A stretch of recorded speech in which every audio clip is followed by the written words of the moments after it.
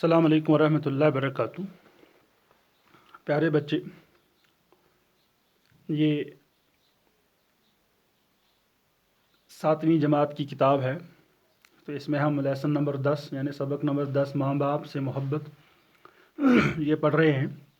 تو پچھلے کل سیٹرڈے کو میں نے اس کے کچھ سوالات کیے تھے، تو ان کے جوابات ایک ویڈیو کے ذریعے سے، تو ویڈیو کے ذریعے سے سوالات بھیجنا یہ اسکول کا مینجمنٹ کی طرف سے آرڈر ہے، نہیں تو ہم پہلے سے اس سے پہلے ہم فوٹو وغیرہ اس کے اٹھایا کرتے تھے، تو اب یہ مینجمنٹ کا آرڈر ہے تو ہم اسی پہ عمل پیرا ہے۔ تو ویڈیو کے ذریعے سے ہم سوالات یہاں پہ آپ تک پہنچانے کی کوشش کرتے ہیں۔ تو اس کے پچھلے سبق میں میں نے 4 سوالات کے جوابات آپ تک پہنچائے تھے، تو اب اس سے آگے یہاں سے ہم سوال نمبر 5 سے، تو سوال نمبر 5 ہمارے پاس ہے اس سبق کا، یہ ہے لڑکیوں اور یتیم بچوں کی پرورش کے متعلق حضرت صلی اللہ علیہ وسلم کے کیا ارشادات ہیں۔ یعنی یتیم جو بچے یتیم رہ جاتے ہیں، جن کے ماں باپ دنیا میں نہ ہو، یا وہ لڑکیاں آج کل کے دنیا میں، آج کل کے اس دور میں آپ لوگ دیکھ رہے ہیں کہ لوگ لڑکیوں کو جنم دینا پسند نہیں کرتے ہیں۔ اس کے بہت سارے طریقے انہوں نے ڈھونڈے ہیں کہ قبل از وقت ان کو اس سے وہ مار دیا جاتا ہے، ان کی جانچ کرائی جاتی ہے، جو کہ ایک بہت بڑا گناہ ہے۔ وہ اخلاقی طور بھی جائز نہیں ہے، اور قانونی لحاظ سے بھی بہت بڑا جرم ہے۔ اگر کوئی اس چیز کا ارتکاب کرتا ہے تو بے شک اس کو قانون کے لحاظ سے اس کو نہیں بخشا جائے گا، اور اللہ تعالیٰ کے ہاں بھی وہ بڑا عذاب کا مستحق ہے۔ لیکن پھر بھی اس دنیا میں لوگ ایسے گندے کام کرتے ہیں چوری چھپ کے، تو اس لیے تو یہ آج کے زمانے میں ہی نہیں ہے، یہ تو پہلے بھی ایسا ہوا کرتا تھا کہ جب لڑکیوں کو جنم دینا لوگ معیوب سمجھتے تھے، یہاں تک کہ عرب کے معاشرے میں زندہ لڑکیوں کو دفن کر دیا جاتا تھا۔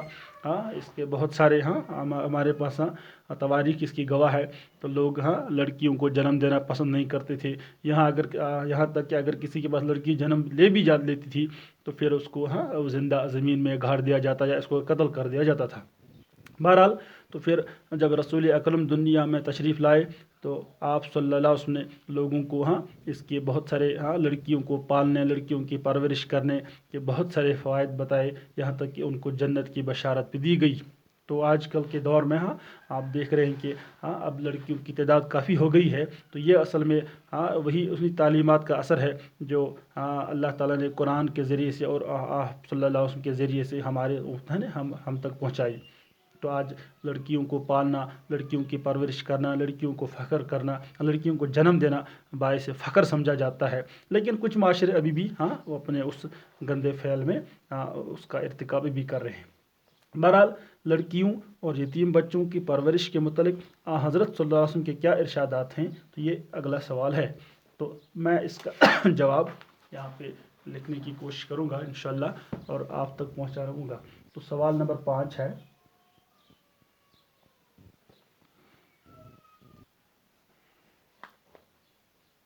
لڑکیوں اور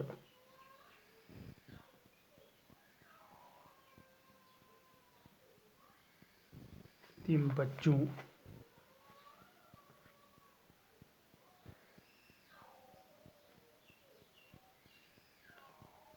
پرورش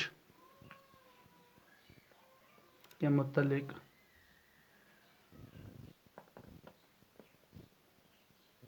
آپ صلی اللہ علیہ وسلم کے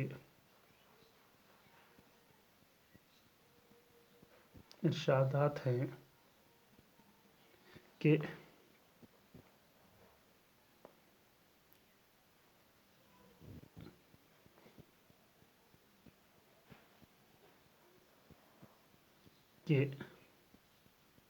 لڑکیوں کی پرورش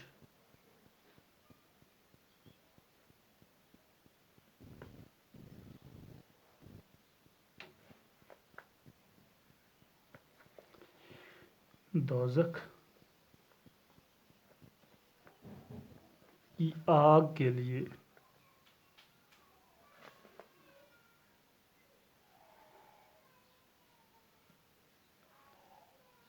पर्दा बन जाएगी।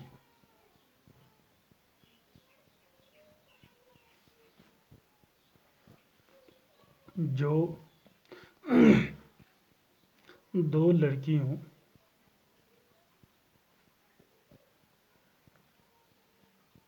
की अच्छी परवरिश करेगा,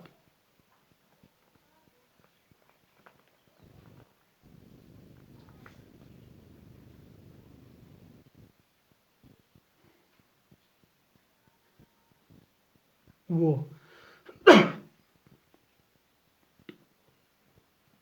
क़यामत में मेरे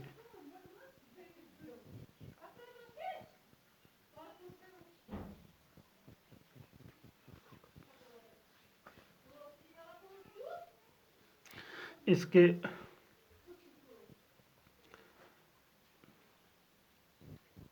इसी तरह आप सल्लल्लाहु अलैहि वसल्लम ने फरमाया कि जो शख्स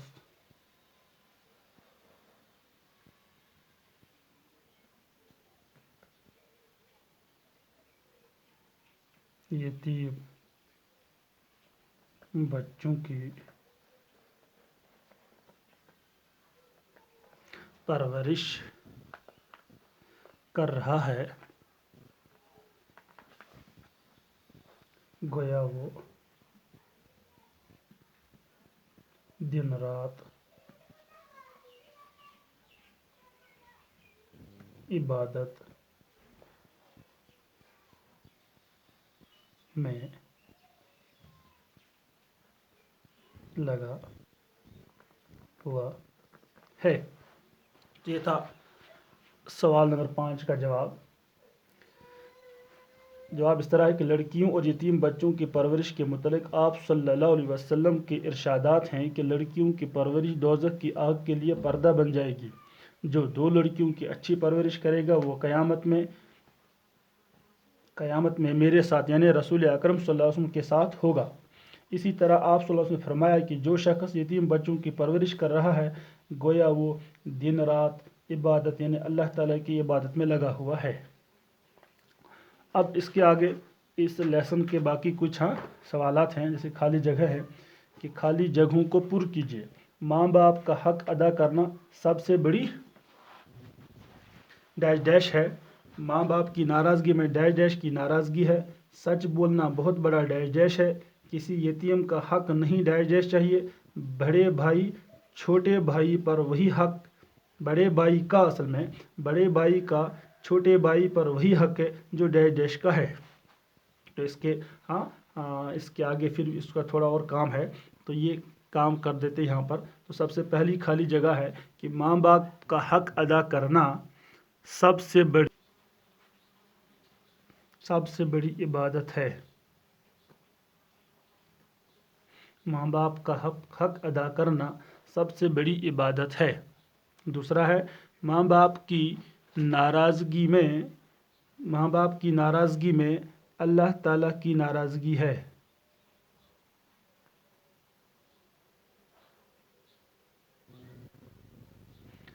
सच बोलना बहुत बड़ा सवाब है। सच बोलना बहुत बड़ा सवाब है। किसी यतीम का हक नहीं दबाना चाहिए या मारना चाहिए। बड़े भाई छोटे भाई पर वही हक रखते हैं जो बाप का।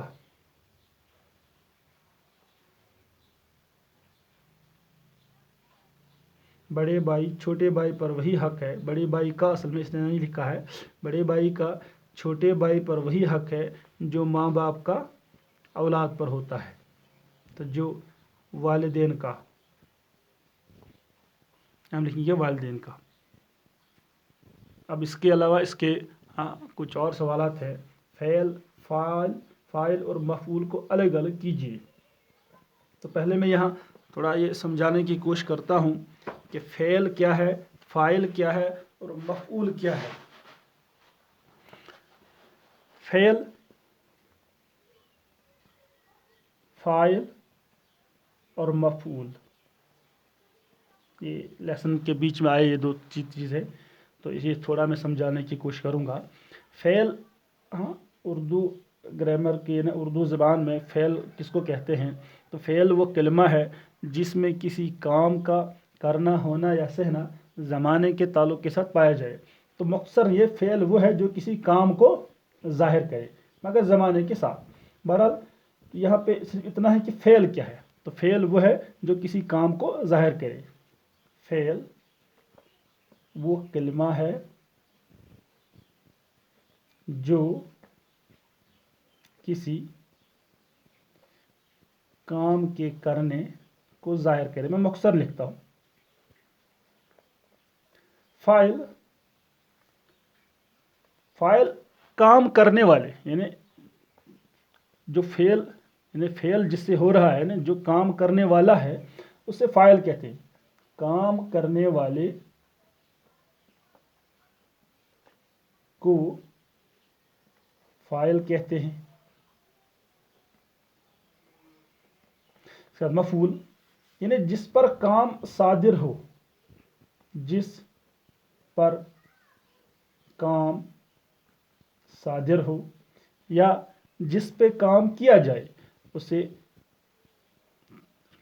جس پر کام صادر ہو وہ مفعول کہلاتا ہے.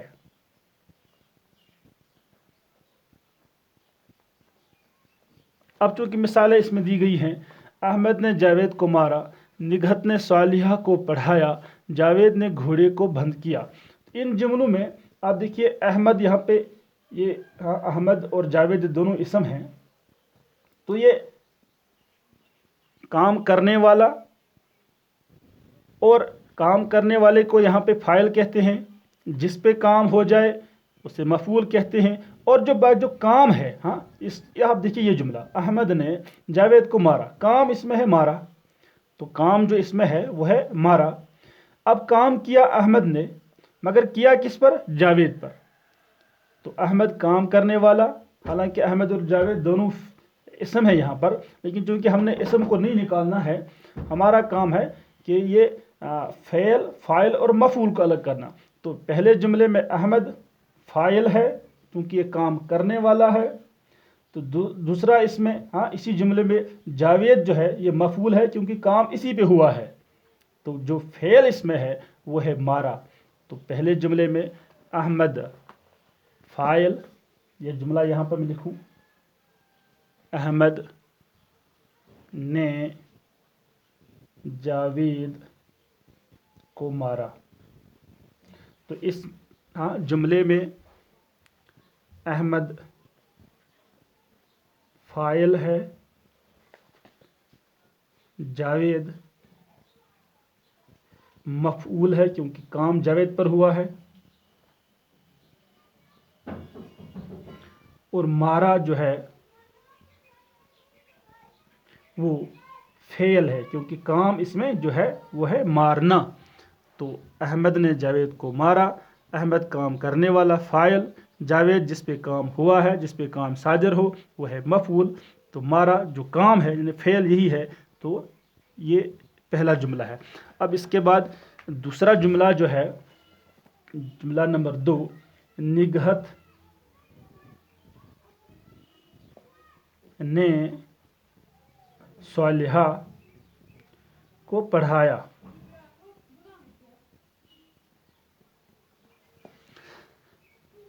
تو نگہت بھی اسم، صالحہ بھی اسم، لیکن چونکہ ہم نے اسم کو نہیں نکالنا ہے، ہم نے نکالنا ہے فاعل، مفعول اور فعل کو.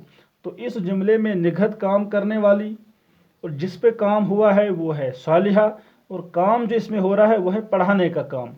تو پڑھانا، پڑھایا اس میں فعل ہے، صالحہ مفعول ہے، نگہت فاعل ہے. تو نگہت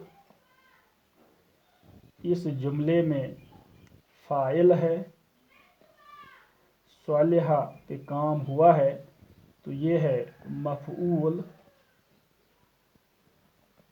اب کام جو ہوا ہے وہ ہے پڑھانے کا، یعنی پڑھایا.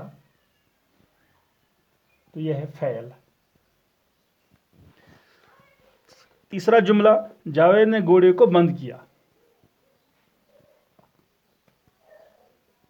جاوید نے گھوڑے کو بند کیا۔ تو اس جملے میں کام کرنے والا جاوید، تو کام جس پہ ہوا ہے وہ ہے گھوڑا، وہ کام جو ہوا ہے وہ ہے بند کرنا، یعنی اس کو باندھنا۔ تو جاوید فاعل،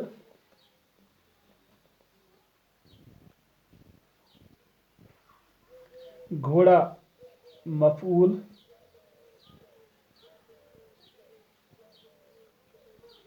بند کرنا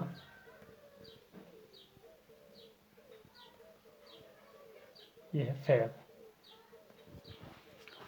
تو امید ہے آپ لوگوں کو سمجھ آیا ہوگا، اور سمجھ آنے کے ساتھ ساتھ آپ لوگوں کا یہ کام ہے کہ آپ لوگ ساتھ ساتھ کاپیاں بنائیں اور پھر ایگزام کی تیاری کریں۔ ایگزام اناؤنسمنٹ کبھی بھی ہو سکتی ہے، کیونکہ اب تقریباً T1 کے ایگزامات کی جو ہے نا، جو ششماہی ایگزام ہے اس کی تقریباً اس کا ٹائم پہنچا ہے۔ تو آپ لوگ نیند خواب غفلت میں نہ رہنا، ساتھ ساتھ ایگزام کی تیاری بھی کرتے رہنا۔ تقریباً آدھا سیلبس بھی کمپلیٹ ہے، ہم نے اسکول میں بھی بہت حد تک اس کو کمپلیٹ کیا تھا، اب چونکہ بدقسمتی سے ہم وہ اسکول جاری نہ رکھ سکے۔ تو بہرحال امید ہے کہ آگے اس مہینے کے اختتام تک تقریباً اسکول پھر سے کھل جائیں گے، تو ایگزام ضرور لیے جائیں گے۔ تو تب تک کے لیے آپ خوب محنت کریے گا، اور اپنے آپ کو اس بری عادات سے، باقی برے کاموں سے دور رکھنا، اور ساتھ ساتھ اپنے آپ کو محفوظ اور اپنے گھر والوں کو بھی محفوظ رکھنے کی کوشش کرنا، اور اللہ تعالیٰ سے دعا کرنا کہ اللہ تعالیٰ ہمیں اس وبا سے محفوظ رکھے، اور ہمیں صحت بخشے، ہمیں عافیت بخشے، ہمیں امن دے، اور ہمیں پھر سے وہ حسین دن دکھائی دے، تاکہ ہم پھر سے اسکول جائیں اور اپنا کام جاری رکھیں۔ تب تک کے لیے خدا حافظ۔